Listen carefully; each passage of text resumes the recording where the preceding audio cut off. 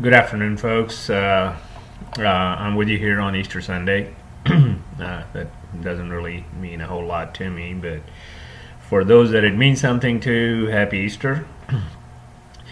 What I wanted to do was to sort of just only explain something in one of my recent videos. It was the last one or the one before that. I was trying to explain my views on giving. And the beliefs are kind of strange, and I want to talk about a possible belief of mine in this regard, because one of the signs of belief is that when you're trying to present logic, you miss some of the points because in your mind it's not necessary. In your mind, something you say actually means this, and you skip some of the details, assuming that everybody will do the same thing in their thought process, and it's not really true, and that's the belief. And I don't want to apologize for that, so I want to fill in some details. When I say that we do not have a natural urge to help people that we do not know. I want to elaborate on that. First, let me sort of just this one point. I want to make sure that we know what I mean by natural urge. So, what a natural urge is when there's no other human interference in creating our urge. It is from inside of us, or from our connection with the source, or nature, or something other than another human being. So that to me is a natural urge. When there's another human being involved that generates something in us, then that is an artificially produced urge. For example, if I am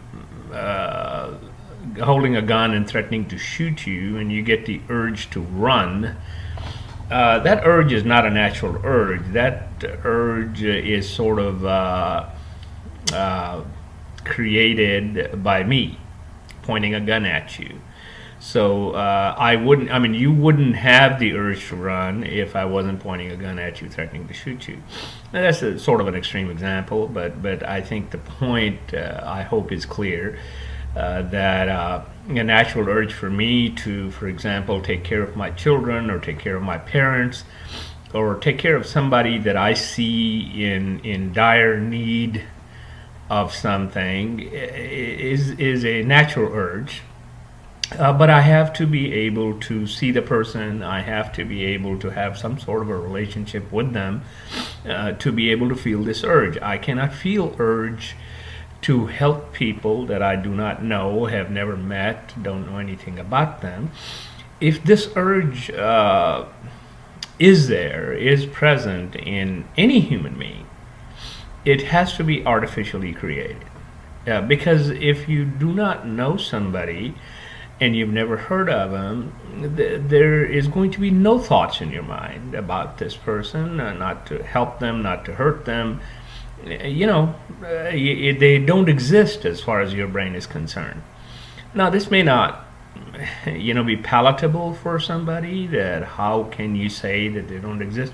Well, if I don't know them, they literally do not exist. I don't have them in my head. I have no information in my brain about a person that I do not know.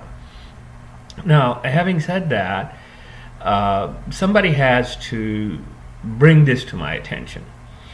Let's talk about these people first, okay? So if I want to help somebody, I do it, if I can, and if I feel like it, I do it, and it's true for everybody.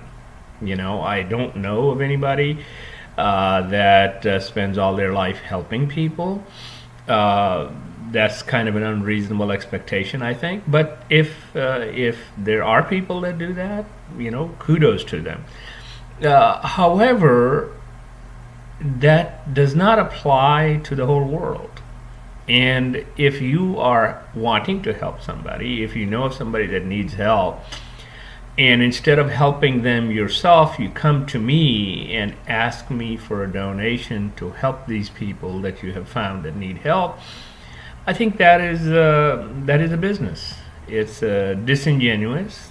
I don't think you're being honest with me, because if you wanted to help them, you would just help them, with your money and your earnings and your efforts.